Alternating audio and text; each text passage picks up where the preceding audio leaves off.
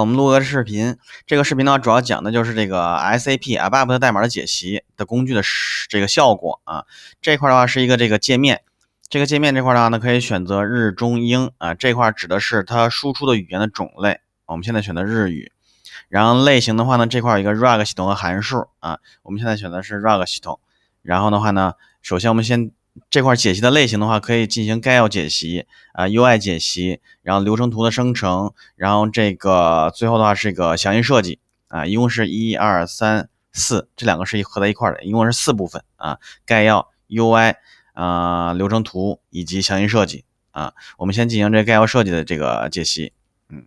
然后我们导入一段代码。我们现在的话呢，代码已经导进去了啊，然后用户这些自定义的信息也都放进去了，因为这些的话是这些关键的一些客户自定义信息，然后代码也导进去了啊。然后呢，这一块的话呢，这个解析的这个程序的名字以及这个输出的路径啊，都已经指定完成了。然后我们现在直接点这个解析，然后的话呢，现在可以看到它已经开始解析了啊。这个时间的话，大概可能3、4分钟左右啊。这个是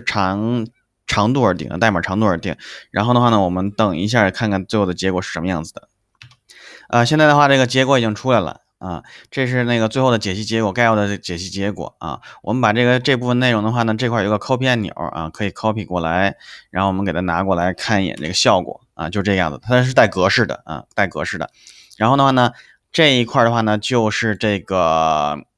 概要说明啊，就是这本代码的话到底都干了一些什么事情啊？比如说代码检测，然后入出力，然后这个代码的这个妥当性检测，然后这个权限设定，然后参数的表示，然后合格不合格，以及这个移动这个东西，然后进行这个出库的这个账片的制作，最后的话登录结果啊，这个是对的，完全正确的啊。然后的话呢，再往下走的话呢，这一块的话是每一个模块的作用啊，每个模块的作用。这一块的话呢是它这个模块的名字，然后这个是它的机能的概要，然后的话呢，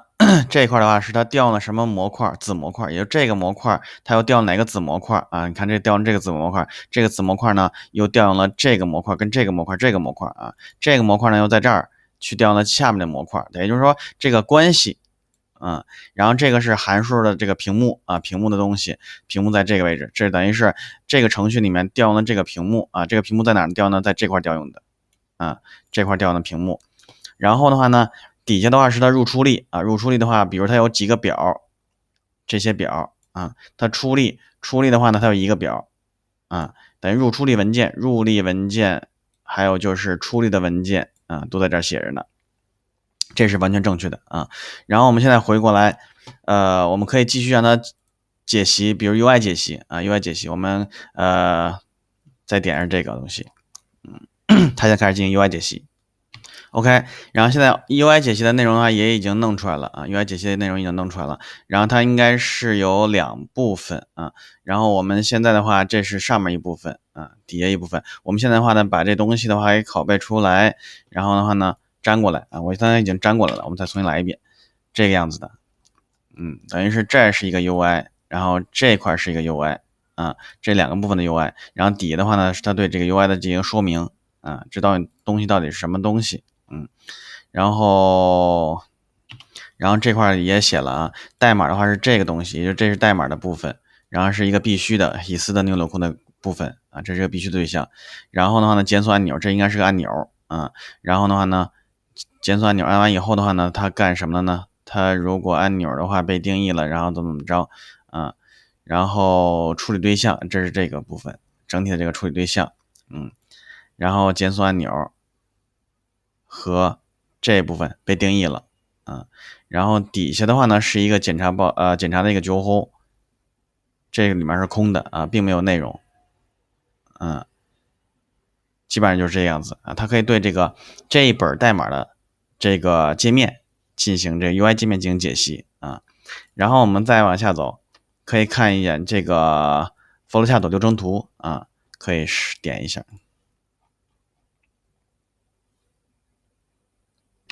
这流程图的话呢，也已经解析完成了啊。流程图解析完以后是这个样子的啊。但是呢，这代码的话呢，是什么样的一个流程图呢？你点上这个东西啊，这个一个工具的话呢，就是这个样子的啊，这就是流程图。通过这屏幕进去以后的话，干了一些什么主程序处理，然后屏幕调用啊，然后这块获得数据，然后有3个子的这个 subroutine 啊，这块初始化代码，然后初始化这个流程，初始化变量啊，是这个样子的。然后我们再来看一下另外一个这个。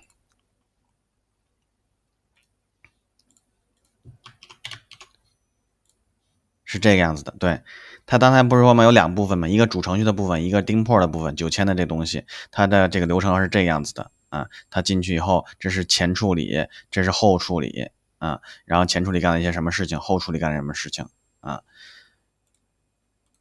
OK， 然后我们的后来的话，再往后的话呢是这个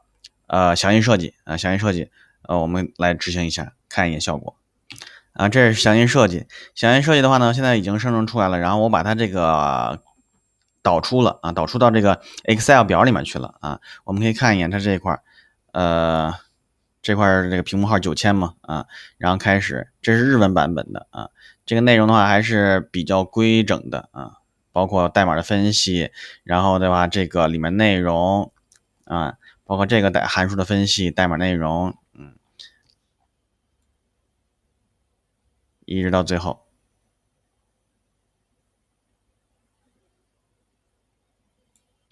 这个代码的话大概有2000多行啊，这块解析出来的话是2300多行啊，是一个比较长的这样一个内容啊，是比较长的内容。它这块的格式的话，各方面的话都已经是正确的。你看像这种呢带格式缩进的这种格式的啊，然后包括这个这个函数，比如叫什么名字，然后入处理参数是什么东西，代码的解析啊，都在这里面。它是一个按照层次的逐渐的往下去解析的。如果中间的话，从一个 perform 的话又调到另外一个 perform 的话，它也是可以按照层次的方式在这显示出来的啊，就跟人工写的话其实是完全一样的啊，但是它的速度非常的快啊，它的速度非常快。它速度的话呢，我们做了一个统计啊，在这个说明报告的最底下，我们做了一个统计，这是 GCK 的方式啊。GCK 的话呢，我们这块要统计的话，就是说我们到最后的话呢，进行了这个多几十本的这种测试啊。然后的话呢，大概来说的话，人工的如果说一本的话呢，大概的话需要的是8个小时，500行的啊。他是一个5年以上的经验者，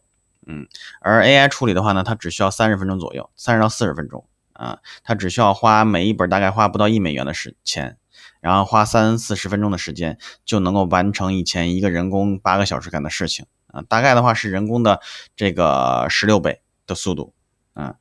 比人工快16倍，也就是1/16的时间，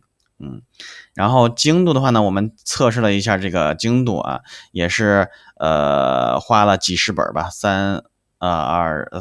将近70多本啊，70多本，然后测完以后的这个精度。这个精度测完以后的话呢，整体解析精度达到80%以上啊，然后人工的话呢，能够看懂的话呢，大概是68%啊。有一些地方的话呢，可能这个每个人的理解不太一样啊，所以说的话有一些差异。这个不正确的地方啊，比如说人工认为不正确的地方，它可以去修改一下啊，但整体来说是对的，没有太大的这个结构性的错误。这样的话，我们可以确实大幅度的能够这个缩减这个成本啊，提高效率，这是确实可以做到的啊。那么演示的话呢，大体上来说就这些啊，到此为止，谢谢。